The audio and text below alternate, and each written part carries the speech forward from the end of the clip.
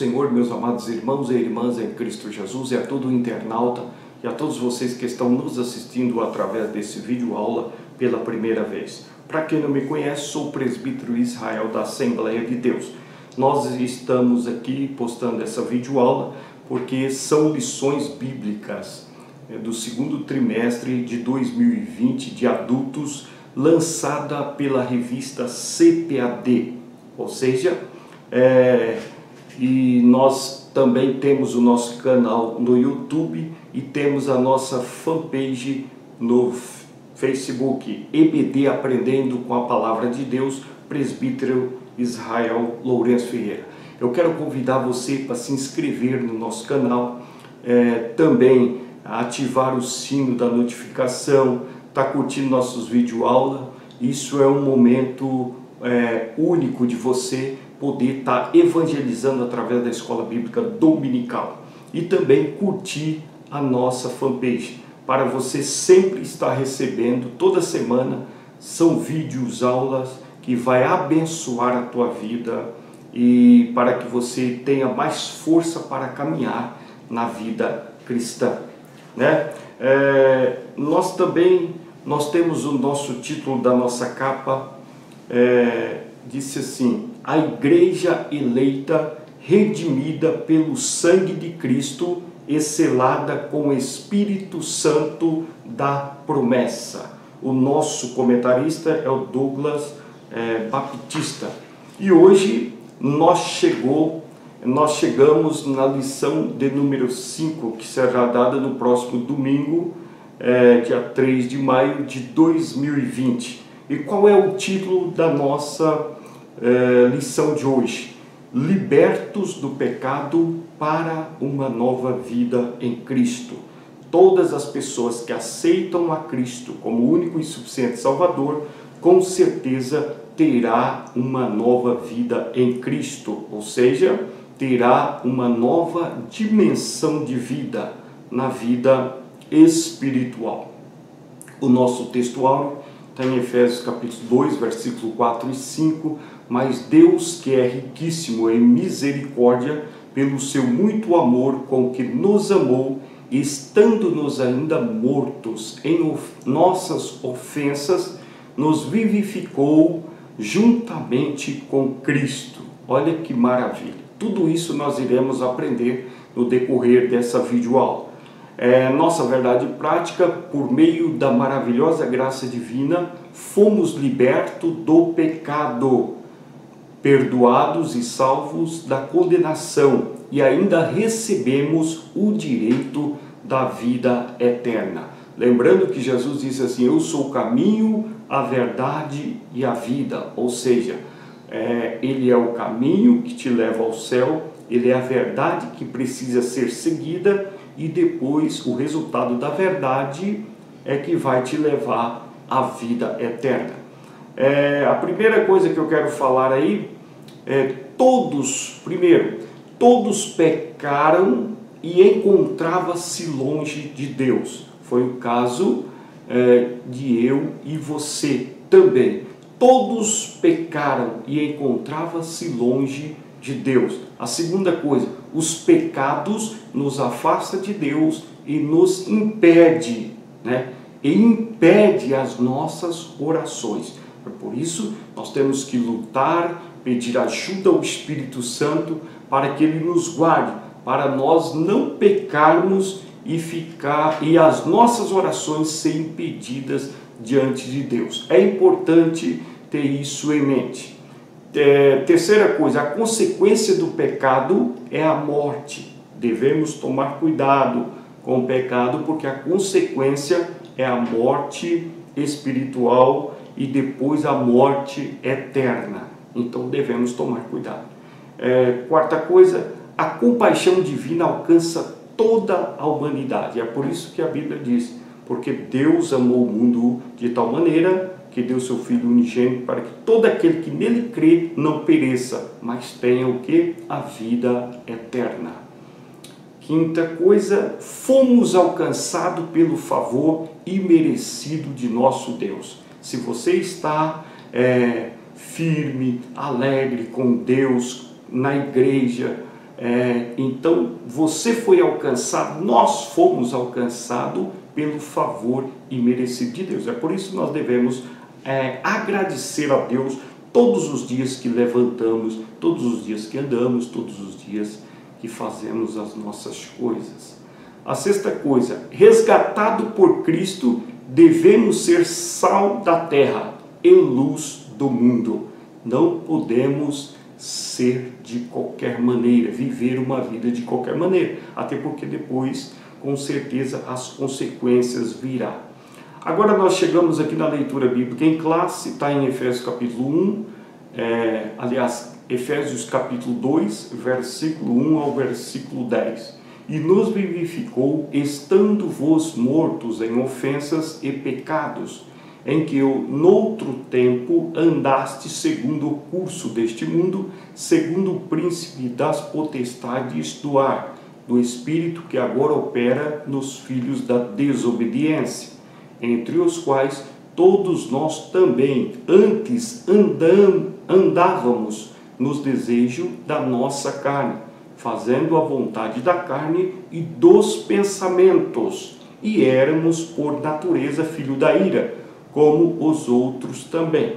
Mas Deus, que é riquíssimo em misericórdia pelo seu muito amor com que nos amou, e estando-nos ainda mortos em ofensas, nos vivificou, olha bem, nos vivificou juntamente com Cristo, pela graça sois salvos, e nos ressuscitou juntamente com Ele, e nos fez assentar nos lugares celestiais em Cristo Jesus, para mostrar nos séculos vindouros as abundantes riquezas da sua graça, pela sua benignidade para conosco em Cristo Jesus. Porque pela graça sois salvos, por meio da fé, e isso não vem de vós, é dom de Deus. Que coisa gloriosa, né? Nós sabermos que nós somos salvos pela graça de Deus. Não vem das obras para que ninguém se glorie, porque somos feitura sua, criados em Cristo Jesus, para as boas obras. Olha bem, para as boas obras, as quais Deus preparou para que andássemos nela. Então devemos ter isso em mente, né? Para que nós nunca venhamos perder a nossa convicção, ou seja, não perder de vista aquilo que Deus preparou para a nossa vida. As obras, não é pelas obras que nós somos salvos, mas é pela graça de Deus.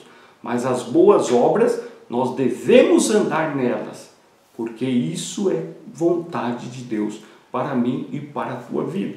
Bom, pois bem, chegamos na introdução.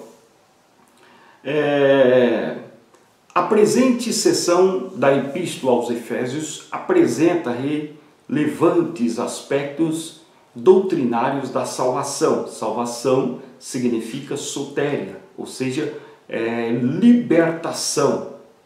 Entendeu? Ou seja, salvação significa que você é uma pessoa salvo da ira de Deus que virá sobre aqueles que desobedecem a palavra de Deus. Salvação é livramento, Então devemos ter isso em mente, né? Por isso nós devemos pregar a palavra de Deus para que as demais pessoas que estão no nosso convívio aceite a Jesus como único e suficiente Salvador. Essa é a função da igreja aqui na terra. Nela o apóstolo descreve a libertação dos pecados como um favor imerecido dado por Deus aos salvos, a fim de que eles desfrutassem de uma nova vida em Cristo, ou seja, uma nova dimensão de vida em Cristo Jesus. É isso que nós devemos ter. Toda pessoa que aceita Jesus, ele passa a viver em uma nova dimensão devida. As coisas velhas passaram, eis que tudo se fez novo, para a glória de Deus, né? Primeiro ponto da nossa lição: a antiga natureza morta em ofensas e pecados. No início da epístola, o apóstolo Paulo lembra que antes da regeneração estávamos mortos em ofensas, ou seja, pecados, e éramos por natureza filho da ira, filho da ira. Agora, observe aqui, primeiro subponto, a nossa condição anterior ao Evangelho. E vos vivificou, estando-vos morto em ofensas e pecados, diz o primeiro versículo. A palavra ofensa do grego é parapitoma, tem o sentido de passo em falso, de forma deliberada, ou seja, passo em falso de forma deliberada, entendeu? Por isso que este versículo nos ajuda a compreender o tamanho do significado desta palavra. Ele vos vivificou estando mortos em ofensa, ou seja, em passos falsos de forma deliberada. Então o termo pecado é amartia, o qual descreve como aquele que erra o alvo, ou seja, a pessoa que erra o alvo. Então, em vista disso, o homem, em sua natureza decaída, é diagnosticado como morto na sua natureza espiritual. Ou seja, uma declaração real da condição das pessoas que é sem Deus, que vive sem Deus, que não acredita, que não crê no poder salvador de Cristo. É por isso que nós devemos estar atentos a essas coisas. Então, nós temos que entender, quando nós entendemos essas coisas, nós passamos então a compreender como era nós antes. A situação do homem sem Cristo, sem Deus, ela é morta espiritualmente. Então o conceito é de morte moral e espiritual, provocada pelo pecado, que inevitavelmente separa o homem de Deus, né? É por isso que Isaías, no capítulo 59, Isaías 59 e o versículo 2, vai falar exatamente isso que nós estamos falando, né? 59, porque os vossos pecados é que fazem divisão entre vós e o vosso Deus. Olha bem, mas as vossas iniquidades fazem divisão entre vós e o vosso Deus, e os vossos pecados encobrem o seu rosto de vós, para que vós não ouça a palavra de Deus. É exatamente isso. É por isso que muitas das vezes o homem fica insensível à voz de Deus. Deus está falando com ele, mas ele não acredita. Ele disse que não é com ele. Deus está dizendo, faça isso, mas ele disse assim, não é comigo, isso é com outra pessoa. E não quer acreditar na palavra de Deus. Olha bem, encobre o seu rosto, para que vos não ouça. Nem ouvir ele consegue ouvir. Mas a Bíblia Sagrada nos diz que se hoje ouvires a voz do Senhor teu Deus, não endureçais o vosso coração. Então, tal qual um corpo inerte, a natureza pecaminosa, ela impede o homem de ouvir e obedecer à voz de Deus. Quem assim vive está morto. Entendeu? Temos que tomar cuidado enquanto vive. A pessoa está morta espiritual enquanto vive. Essa é a verdade. Entendeu? E está lá em 1 Timóteo 5 e 6. Então, vamos mais adiante aqui. Então, nós temos que tomar cuidado para não ser pegos de surpresa, né? Por isso, nós temos que estar preparados para encontrar com o nosso Deus. Segundo subponto aí, nossas ofensas e pecado. A má conduta em que no outro tempo andaste é descrita por Paulo por meio de uma metáfora do ato de andar. Refere-se às atitudes erradas adotadas na vida passada do salvo antes da regeneração, ou seja, antes do novo nascimento, antes de aceitar a Jesus como único e suficiente Salvador. Então, é preciso todas as atitudes erradas que nós fazíamos antes de conhecer a palavra de Deus, devemos deixá-las de lado. É por isso que aqui, segundo subponto 2 aí, 1, e sim, andaste segundo o curso deste mundo. Andastes, entendeu? Os costumes eram praticados conforme o sistema mundano da época. A imoralidade, o furto, a mentira, a corrupção, essas coisas não podem fazer mais parte da vida de uma pessoa que aceitou a Jesus como único e suficiente Salvador. Entendeu? Uma constatação de que o salvo não deve tomar a forma do mundo, relativizar o pecado e muito menos ajustar-se à maneira de viver de seu tempo. Não deve. É por isso que Romanos capítulo 12, né? E o versículo de número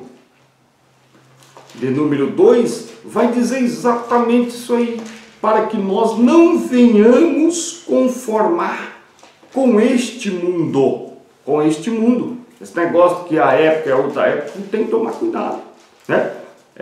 Temos que tomar cuidado para que nós não venhamos conformar com esse sistema pecaminoso, sistema de corrupção, entendeu? Em todos os meios. Não podemos concordar com isso. E não vos conformei com este mundo, mas transformai-vos pela renovação do vosso entendimento, para que experimenteis qual seja boa, agradável, perfeita vontade de Deus. Entendeu? O que é passado, mas depois que conheceu a palavra, deve moldar aos princípios bíblicos. Entendeu? Para que não venha mais cair nisso. Aonde você estiver, pode ser na política, né? Nós temos um governo aí que tem combatido contra a corrupção. E nós também devemos ir nessa linha. Não aceitar corrupção. É porque agora faz parte da política? Não. Não é porque é político tem que fazer parte, não. Tem que lutar, andar, ser honesto. Seguir o chefe, que é o nosso presidente. Ele é honesto. Então nós também devemos fazer isso. É por isso que a Bíblia fala que nós não devemos conformar com o mundo. O mundo de corrupção, não. Devemos conformar com a palavra de Deus, para que sejamos cada vez mais abençoados. Entendeu?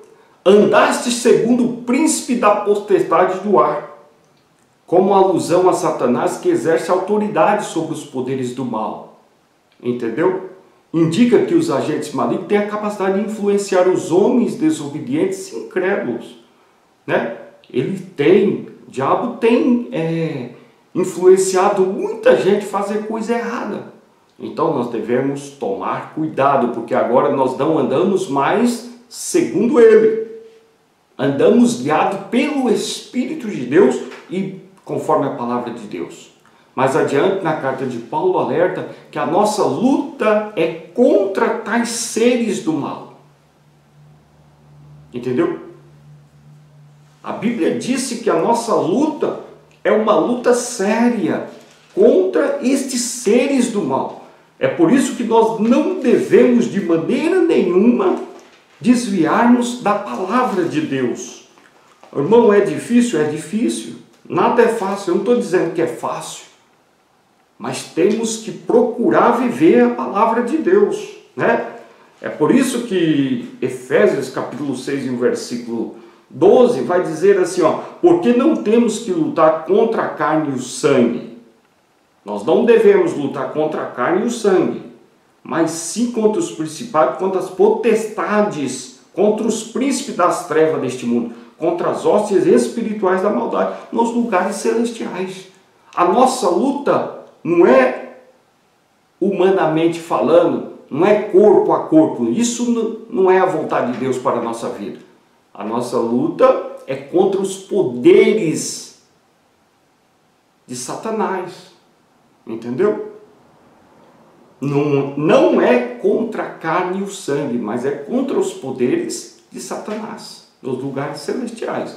A nossa luta é essa luta que nós devemos fazer e lutar. Contudo, é necessário temer a Deus, pois Deus exaltou a Cristo acima de todos eles. De todos eles. É por isso que nós devemos servir a Cristo com força e acreditando na sua palavra. Porque Jesus é acima de todos, né?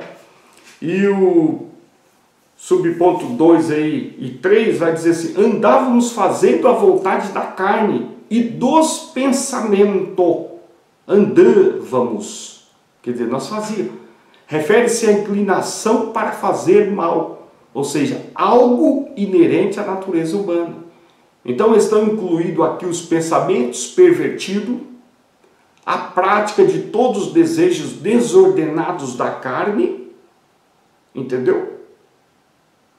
Então, como resultado, éramos filhos da ira, isto é, condenados e desprovidos do favor divino. Então, Paulo sublinha que essa era a nossa condição.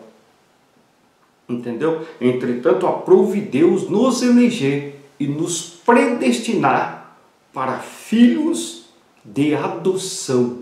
Filhos de adoção. Então, nós temos que viver uma vida conforme a palavra de Deus manda. Só o resumo aqui do tópico 1. A nossa condição diante de Deus era caótica. Éramos escravos e estávamos condenados à perdição e à morte eterna.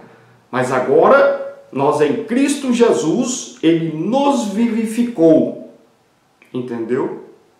Então agora nós temos a bênção e a proteção de Deus sobre a nossa vida. Então Satanás não lhe toca, porque é promessa de Deus para mim e para a tua vida. Amém? Vamos para o segundo subponto aí, vivificado pela graça. Por ato de bondade e misericórdia, estando-nos ainda mortos em pecado, Deus imensamente nos amou e por isso nos vivificou por meio de sua graça. Não porque nós merecíamos, porque nós não merecíamos, mas pela sua graça. Primeiro subponto é alcançado pela misericórdia e pelo amor divino. Nós fomos alcançados, olha que coisa gloriosa. Após constatar a situação da humanidade sob a ira de Deus, então Paulo passa a descrever os atos divinos de amor e de misericórdia que altera o quadro caótico da raça humana.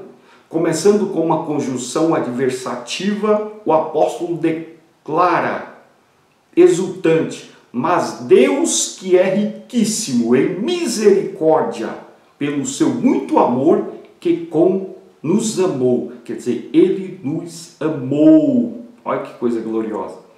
O ato da misericórdia implica compaixão e simpatia para com os indignos. Então a carta de Efésios ensina que, ao prover à humanidade um meio de escape da merecida ira, Deus não se mostra apenas misericordioso, mas abundante em misericórdia. Entendeu? Então é essa a riquíssima misericórdia que procede do seu muito amor com que nos amou. Então a Bíblia enfatiza que foi a magnitude desse amor que motivou a nossa salvação. É por isso que eu disse aqui no começo da nossa lição, dizendo que João 3,16 é porque Deus amou o mundo de tal maneira que deu seu Filho unigênito para que todo aquele que nele crê não pereça, mas tenha a vida eterna. Deus, eu creio, Deus está te dando um escape esta hora. Deus está te guardando, Deus está te protegendo essa hora. Receba essa palavra, que é uma palavra de Deus vinda ao nosso coração. Segundo subponto aí, vivificados por sua graça.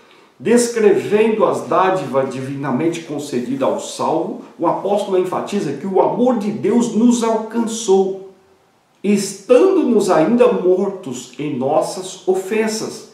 Isso significa que não éramos merecedores desse amor, mas que mesmo assim Deus nos vivificou juntamente com Cristo. Essa frase quer dizer que nascemos de novo, ou seja, não estamos mais mortos, pois Cristo nos deu vida outra vez. Isso é o nascimento espiritual. Fomos vivificados sem mérito algum. Tudo foi efetivado por meio da sua graça, o favor imerecido de Deus. Terceiro subponto aí,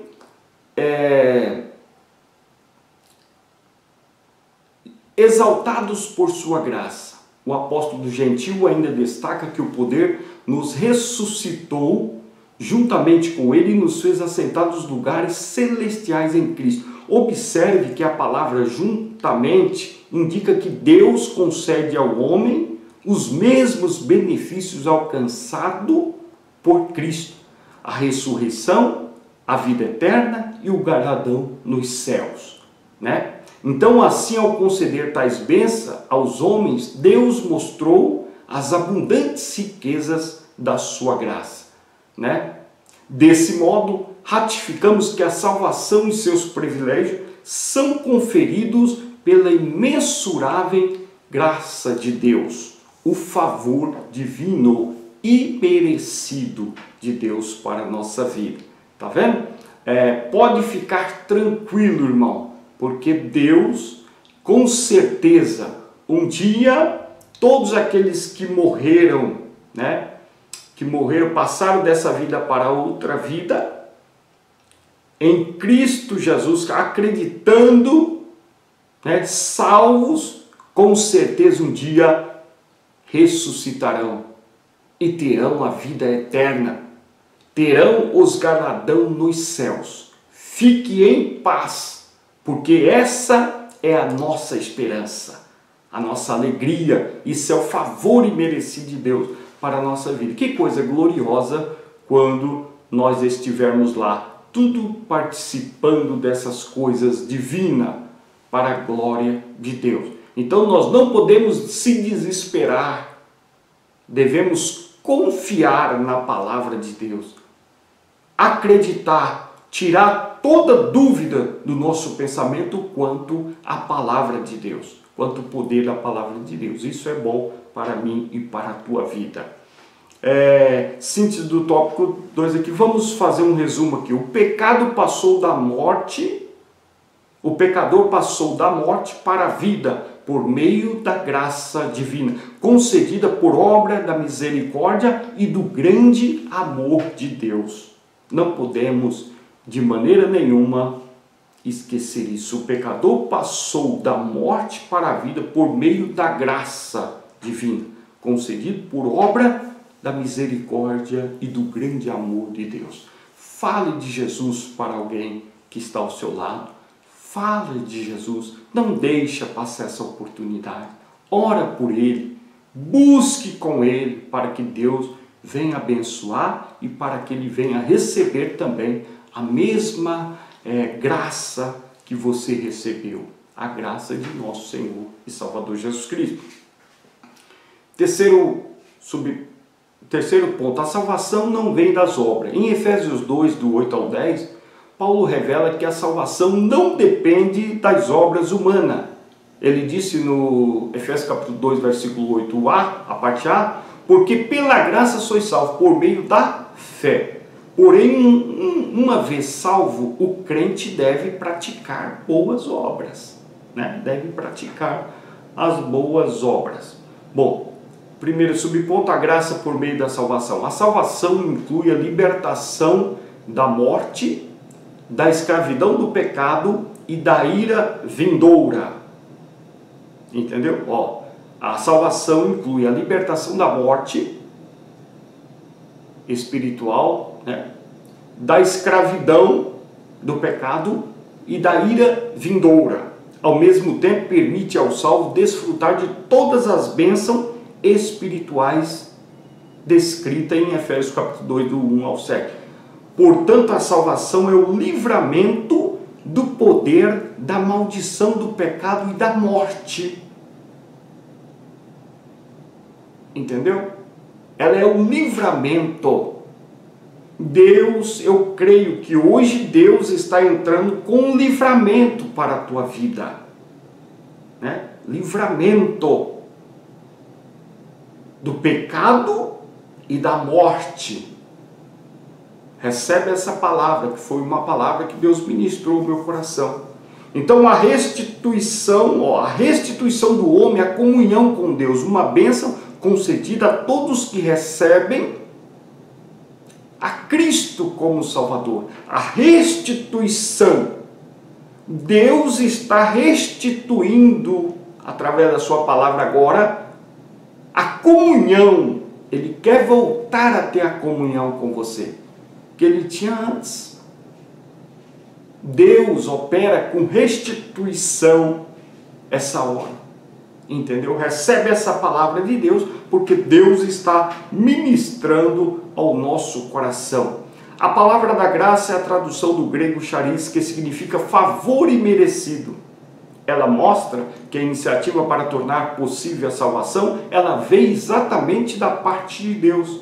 É por meio da graça que Deus ativa o livre-arbítrio e capacita o pecador para que responda com fé ao chamado do Evangelho. Ao chamado do Evangelho. Somente através dele é que as coisas acontecem. Em Romanos capítulo 11, versículo 6, diz assim, ó, mas se é por graça, já não é pelas obras. E de outra maneira, a graça já não é graça. Entendeu? Então nós temos que ficar com essa palavra. Todavia, assim o ser humano é livre para escolher entre dois caminhos, ou a salvação ou a perdição. Mas esta hora eu quero que Deus te dê força para que você venha escolher a salvação. A minha oração é essa, para que você seja salvo da perdição, né? A sua liberdade não foi eliminada. E a graça pode ser resistida. Entendeu? Tem que tomar cuidado, tá? A minha oração é essa, para que você venha ser restituído, ser abençoado por Deus em Cristo Jesus com todas as bênçãos. É por isso que João 7 e o versículo 17 vai dizer exatamente isso aqui, ó. Se alguém quiser fazer a vontade dele pela doutrina, conhecerá se ela é de Deus. Olha bem, se alguém quiser fazer a vontade dele pela mesma doutrina, conhecerá se ela é de Deus, ou se falo de mim mesmo. Então é isso que Paulo está dizendo. Por isso nós devemos tomar cuidado, né? A fé deve ser considerada como a aceitação da obra realizada por Cristo em nosso favor. Ela é a resposta à graça de Deus através da qual recebemos a salvação. Entendeu? O segundo ponto aí. Lembrando que essa resposta à graça de Deus através da qual recebemos a salvação. Recebemos o livramento. Recebemos a libertação. E um dia iremos morar naquele lugar que Deus preparou para mim e para você. Pois bem, segundo subponto aí, as obras como evidência de salvação. Aqui Paulo usa duas negações para endosar a origem da salvação. A primeira expressão, isso não vem de vós. Olha bem, trata-se da salvação pela graça que provém de Deus. E a segunda ratifica que a salvação não vem das obras, o que indica não se tratar de recompensa de algum ato humano, ou seja, a pessoa faz uma coisa boa e acha que já está salvo. A pessoa faz obras humanas e já acha que está salvo. Não é bem assim. A Bíblia não diz isso. As obras devem ser feitas, as obras boas devem ser feitas, mas não achando que porque eu faço coisa boa eu vou ser salvo. Não é dessa forma que a Bíblia disse, né? Nós temos que aceitar a Jesus como o único e suficiente Salvador para ser salvo, né? E continuar firme nesse propósito, né? Essa afirmação exclui a possibilidade de alguém ser salvo por esforço pessoal. Ninguém vai ser salvo por esforço, simplesmente por esforço pessoal. Ah, eu faço bondade, eu faço isso. Temos que entender o que a palavra de Deus diz. Olha, não vem das obras. Isso não vem de vós. Isso é dom de Deus. Então temos que tomar cuidado. Como a salvação é uma realidade divina, realização divina, agora somos feituras sua, criados em Cristo para as boas obras. Para as boas obras. Uma transformação ocorreu agora em Cristo Jesus, somos uma nova criatura e as coisas velhas já passaram. Por isso, se antes o apóstolo usou a metáfora de andar numa perspectiva negativa, outrora andávamos fazendo obras más. Agora, por meio de uma perspectiva positiva, somos instados a andar fazendo boas obras. Não como um meio para ser salvo, mas como evidência da salvação. É isso que a palavra de Deus nos diz e nos garante. É isso que nós devemos pensar a todo instante, né? É isso que nós não podemos esquecer de maneira nenhuma, porque senão nós estamos fazendo coisas que Deus não aprova, né? A salvação é graça divina por meio da fé. As obras não são o meio, mas o resultado da nossa salvação, porque nós estamos em Cristo Jesus. Então vamos aqui para a conclusão. Antes da regeneração, ou seja, antes do novo nascimento, éramos filhos da ira e condenados à perdição eterna. Por ato do amor divino, por meio da sua maravilhosa graça, nós tornamos filhos por adoção. Essa é a gloriosa salvação, nos foi concedida independentemente das nossas obras. A partir da salvação, passamos a praticar as boas obras que glorifica o vosso Pai que está no céu.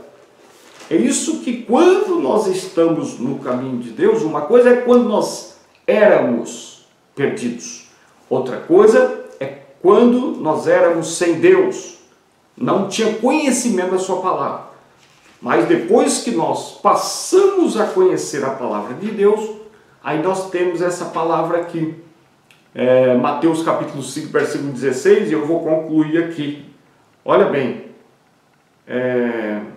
assim resplandeça a vossa luz diante dos homens. A nossa luz tem que resplandecer para que vejam as vossas boas obras.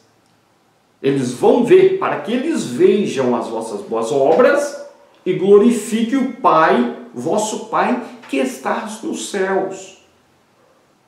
Esse negócio de o pecado não faz diferença? Faz sim.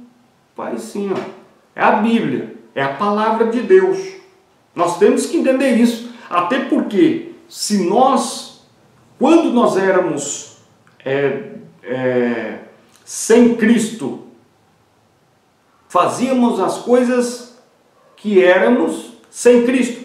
Mas depois que nós passa a ter Cristo, nós temos que praticar as boas obras. Tem que mudar. Tem que ter uma mudança de vida.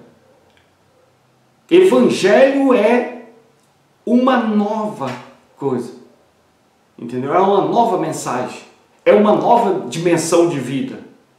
Não é a mesma coisa de outrora. É de nova dimensão de vida. Não adianta vir do jeito que está e ficar do jeito que estava. Não, o Evangelho não é isso. Entendeu? Vim do jeito que estava e vou ficar do jeito que estava. Não, o Evangelho não é isso. É você vir do jeito que estava ou está e chegar aqui e receber a transformação em Cristo Jesus mediante a sua palavra. Entendeu? O Evangelho é a nova dimensão de vida.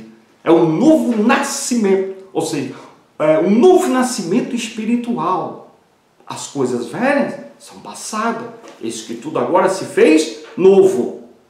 Entendeu? Então, é isso que a palavra de Deus nos garante.